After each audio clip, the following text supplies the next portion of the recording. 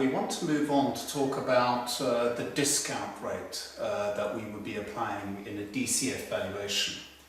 Now you'll remember the valuation equation from a previous clip. Here it is.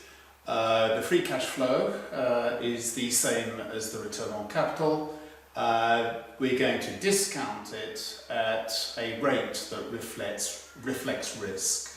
And by risk, we primarily mean volatility risk. So again, from a previous clip, you'll recall this diagram. Capital comes in one side and it goes out the other side. Now, in a later clip, we might look at how we can project the future business performance of a company to derive the free cash flow, which is the very thing that contains the value that we're trying to quantify through the discounting process. Today I want to look very much at the derivation of the discount rate itself, full of theory of course, but you can see it's debt, equity and everything in between.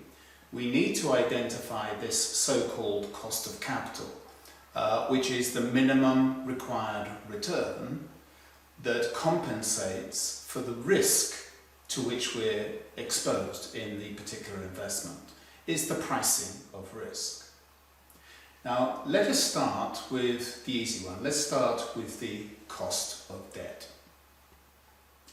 Now, the first thing we need to realize is that I don't care what the cost of debt is now. We are valuing a long-term future cash flow. So the numerator of a divisional fraction is the long-term free cash flow.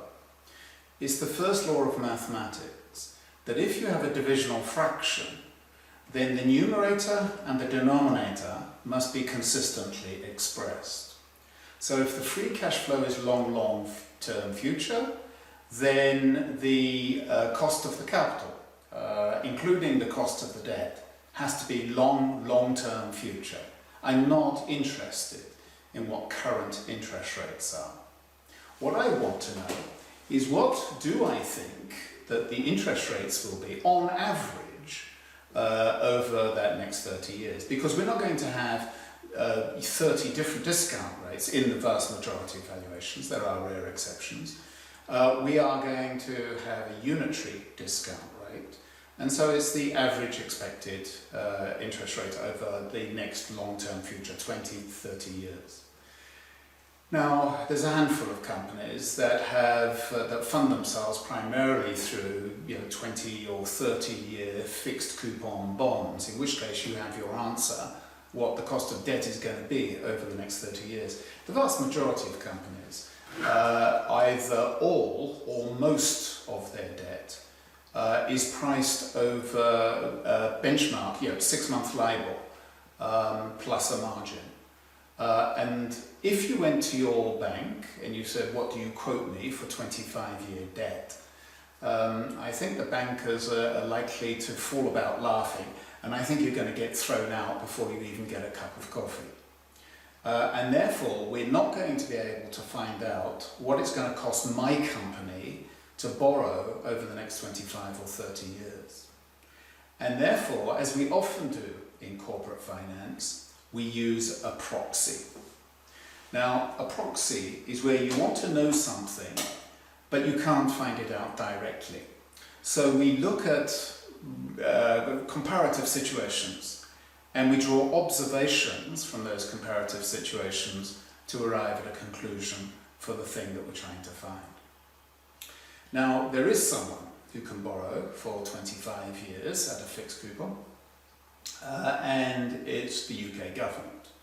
The US government has 30-year treasuries, the UK government has 25-year gilts.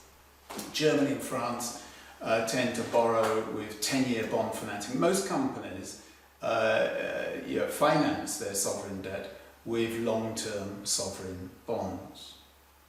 And so I'm going to start off by anglicising this, and then we'll internationalise it. We'll introduce foreign exposure features in a short while.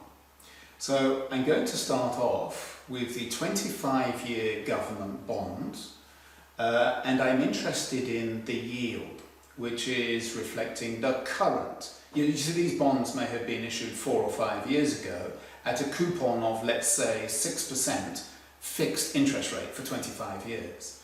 What I'm interested in is today, what is the yield? Now, a government bond which has a fixed coupon, if you take buy a 25-year bond and sell it in a year's time, when it still has 24 years to run, you'll have either made heaps of money or lost a lot of money. Because when interest rates in the general economy rise, that 6% coupon is less attractive than before, and therefore the price of the bond will fall. Conversely, if interest rates in the general economy decline, then the 6% that bond is still paying is more attractive than previously, and the price of the bond will rise. In other words, the price of a bond is inversely correlated to the direction of interest rates. And when you sell a bond prior to its stated maturity, as I say, the price of the bond will have either risen or fallen.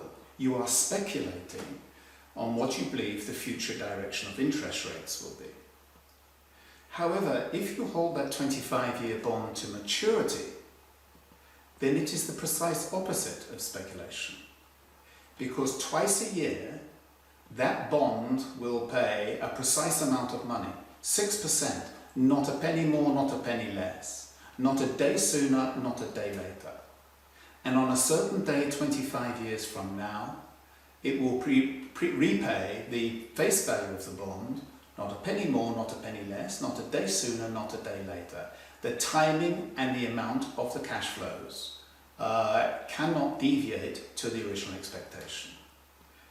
Because you remember the definition of risk is timing or amount of cash flows deviating from the expectation. And therefore we call it the risk-free rate. But we could put the phrase risk-free in inverted commas because it's entirely free of volatility risk. But of course it's not free of solvency risk. Now, prior to 2008, for most countries of the world, we didn't worry too much about solvency risk on government bonds. These days, well, we live in different times. But nonetheless, for a G7 sovereign state, it is, let's say, fairly close to risk-free.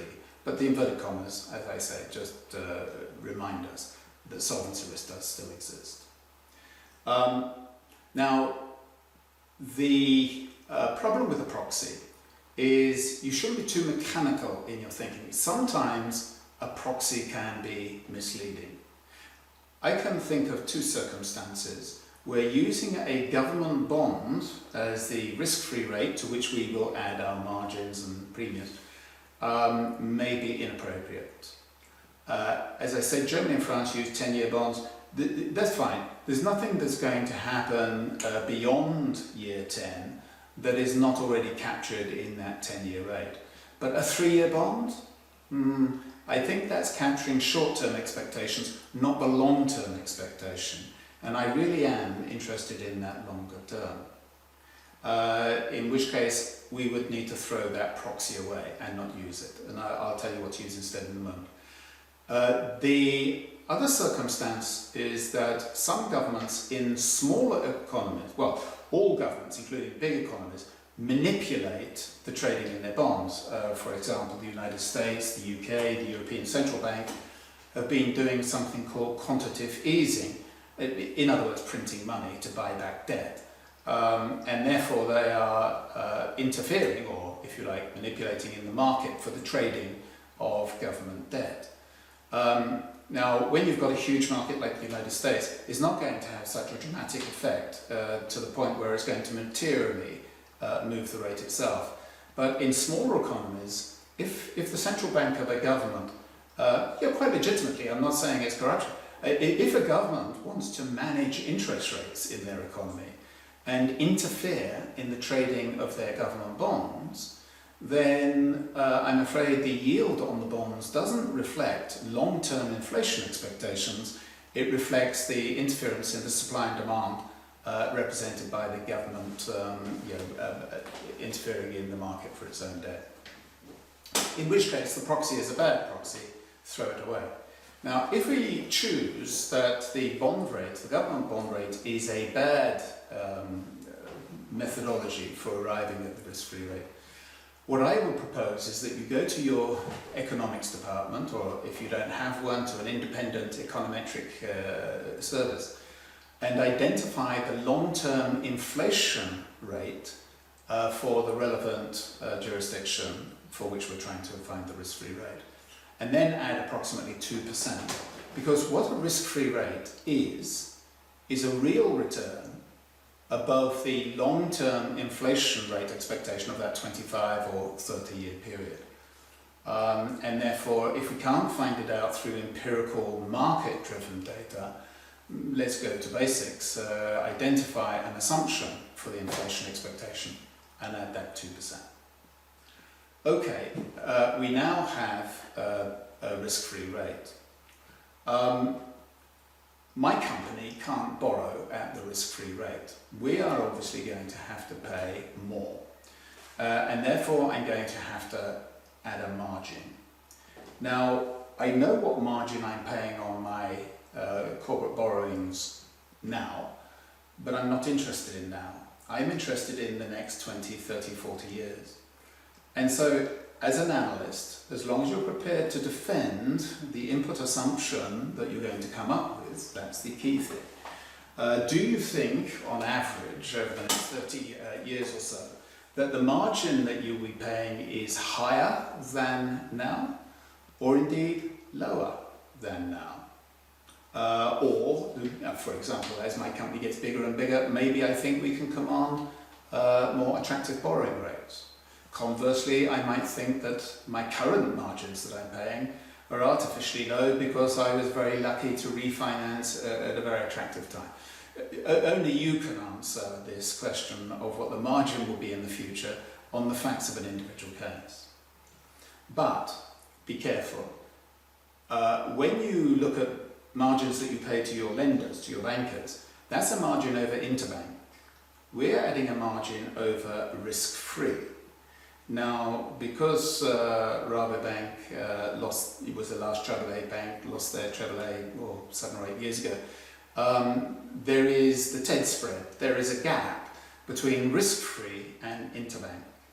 Once again, when we live in distorted times, like just after the global financial crisis, just after or during the global health pandemic, these differentials massively widen because everybody's worried about who's going to go broke, and they add substantial insolvency potential, solvency premiums and so on. But remember, we're discounting a long-term cash flow. Don't use the current spread between risk-free and interbank. What do you think, on average, the spread will be between government risk-free and interbank? Now, in the UK, over long measures of time, it has tended to be around the 20 to 25 basis points. In other words, just under 0.25%. Of course, I'm not clairvoyant. We may perpetually live in the future in more frightened times, and that spread might be higher. And therefore, I'll keep that under review. Maybe in 10 years' time, I'll be adopting a different position. But I'm going to be coming up with about 20 to 25 basis points. Let's imagine, on the facts of my hypothetical valuation case, that I thought that the future margin that we're going to pay to our bankers is 1.25%. And if I add 25 basis points for this differential between risk-free and interbank, 1.25 plus 0.25 gives me 1.5% margin. So there we go, add that to the equation. Now, the risk-free I've put on this diagram, I've chosen to pick 4.5%. I have to tell you, on the day that I'm recording this video clip, the 25-year UK gilt was 0.69%, and the 30-year US Treasury was 1.29%. because we live, the timing of this video clip is during the coronavirus crisis, when trillions of dollars are being pumped into an economy. It is extraordinary times. And you know, for my illustrative example, I'm going to be putting in government bond rates that are, if you like, a little more normal than using these very extremely low rates that we're currently seeing. So I put 4.5% for my risk-free rate. I've added 1.5% for the margin. We can sensitize, by the way, for all of these input ingredients when we've completed our valuation model. And that gives me conveniently a nice round number. 6% is my cost of debt. Now, some of you will be ahead of me here, and you will know that we need to make an adjustment to this 6% figure, because interest in virtually every jurisdiction in the world is tax deductible, and therefore we have to apply the tax credit. And therefore, here we go, I'm applying the tax credit at the marginal tax rate, and for arithmetic convenience, mental arithmetic and all of that, I'm going to conveniently assume in my hypothetical case that the marginal tax rate is 25%, corporate tax rate is 25%. In fact, as I speak, the marginal tax rate in the UK is 21%, but 25% for illustrative purposes. And therefore you can see that the value of the tax credit, in my nice convenient numbers, is 1.5%, which means that the after-tax cost of the debt is 4.5%. Now, that's the straightforward methodology. Now let's bring in some real-world complications.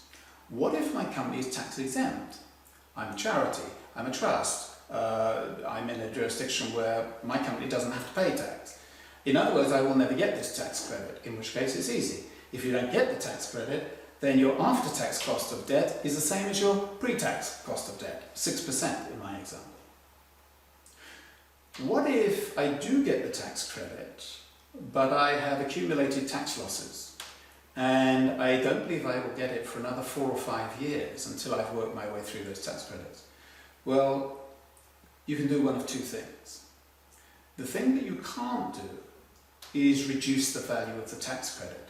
For you to say, well, time value of money, a 1.5% tax credit that is deferred for 4 or 5 years is not worth 1.5%. It's worth, you know, let's say 1.1%.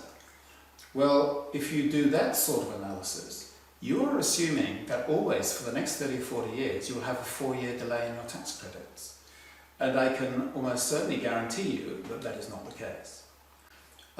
If you have accumulated tax losses, that's either because you've had recent adverse trading, which hopefully and presumably is a temporary phenomenon, or you've done some very major capital expenditures and therefore you're working through some capital allowances or investment tax credits, which again means it's a one-off, it's temporary. And therefore you have the choice. Either you ignore it, because it's de minimis, it's not a huge amount of money, it'll only move your valuation by 1 or 2 cents in a dollar. It's going to move your valuation from $2.10 to $2.11. Because I've told you before that value is not a precise number, it's a range, it's between here and here. And there are many input assumptions, and this is just yet another input assumption. And if it is of no materiality, then don't complicate your life. In other words, a company that's a going concern, you know, is unlikely to be huge. But if you're doing a project financing, for example, and you're investing $1 billion in to build a desalination plant, the timing and the amount of the tax credits is going to be absolutely fundamental. We're talking about hundreds of millions of dollars, and the timing of these tax credits is going to be a massive driver into the IRR of the transaction. In other words, you be the judge of materiality. Because if you are going to take it into account, you're going to have to build a far more complicated model. Instead of a long-term cash flow projection and a unitary, a single discount rate, we're now going to have 20 or 30 different discount rates, because we're going to have to build a ledger of the creation of tax credits, for each year, the opening position of tax credits, the additions to, the utilizations of, and the closing tax credit position. In other words, we're going to have to track the timing and the amount of the tax credits, which means our cost of debt will be different in each column of the model. And instead of a single discount rate, we'll have multiple discount rates. It's far more complicated. But you be the judge of materiality as to whether this degree of complexity. All analysis is a compromise between doing something properly, but also doing it sometime this week. In other words, how much time is credible for what degree of accuracy. You be the judge of that on the individual case. Okay, well, that's talking about tax. What about currency? This is a British company in my example. Let's imagine that I have, I have a Brazilian company that generates 100% of its revenues in US dollars. In other words, it's a Brazilian company, let's say, that exports, and the international currency trade is US dollar. So it generates US dollars, but all of its borrowings happen to be denominated in, what currency should I pick? Swiss francs. And not only do they currently borrow Swiss francs, but they expect to borrow Swiss francs for the foreseeable future. In other words, it's not just current, it's relevant. The future, as I told you, is the thing that we're interested in. Now, what risk-free rate do we have? Do we have Brazilian, American, or Swiss? Now, again, unfortunately, we can't interact on this, but let's knock them out one by one. The first one to knock out is Brazil. The fact that this is a Brazilian company is economically irrelevant. It means that there's an office in Brasilia somewhere that says that this is a Brazilian company. Who cares? That has no economic consequence. And so, even though it's a Brazilian company, it's not the Brazilian risk-free. The next one to knock out is Swiss. Yes, I borrow Swiss francs. Presumably, let's say, it's not true now because we live in these very extreme times, but go back a few years, Swiss francs were very cheap, compared to euros, sterling, US dollars and so on, and people might borrow Swiss francs because the interest cost in cash flow terms is lower if the interest rate is lower. But unfortunately, I don't have any Swiss francs to service the debt. I have to buy my Swiss francs with the thing that I have, which is a US dollar cash flow revenue stream. And therefore, if I'm the treasurer of this Brazilian company, I can do one of two things. I could hedge forward. That is, long time into the future, use the forward exchange rates to buy the amount of Swiss francs I need to service this debt, both pay the interest and amortize it. Now, let's suppose that Swiss francs for a particular maturity were 2% cheaper than US dollars. I repeat, that's not the case now. But for my example, in other words, I'm saving 2% on the interest rate for a particular maturity. If I hedge it forward, Swiss franc against US dollar, I know exactly how much that hedge will cost me. The forward hedge cost will be precisely equal to the forward interest differential.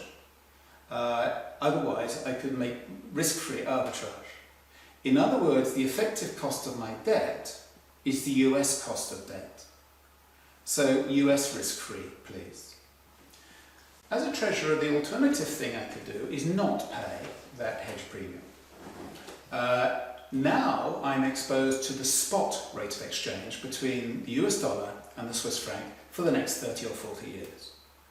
And in 30 years' time, having exposed my company to whatever happens between Swiss franc and US dollar, in 30 years' time, there'll either be a statue of me in the foyer, where I'm the guy who made the fortune for the company, or there'll be a doll with pins in it, as I'm the one who destroyed the company with this rash exposure.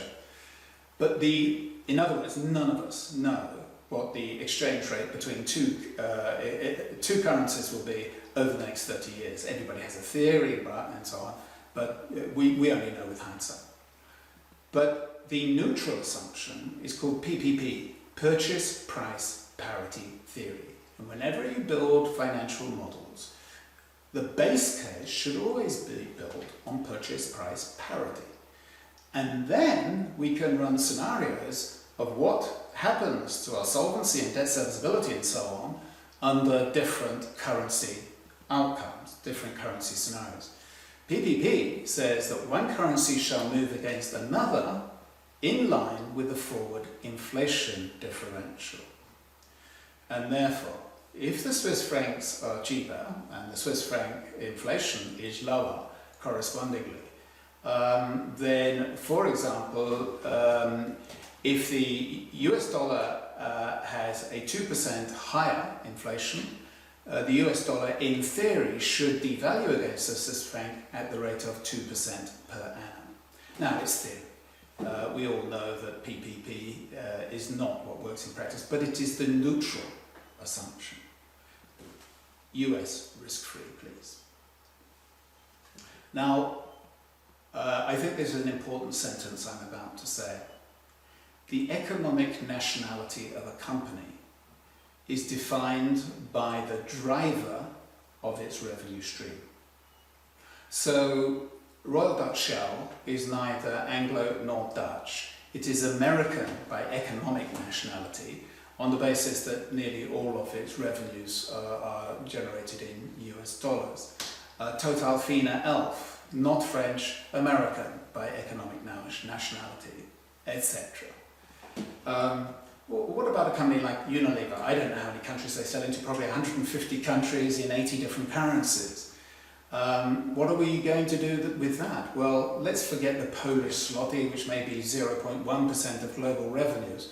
If you were to go to the treasurer of Unilever, I'm sure he or she might say that at this time, 40% of our revenues in US dollars, 25% are in euros, 15% are in yen, another 15% in sterling.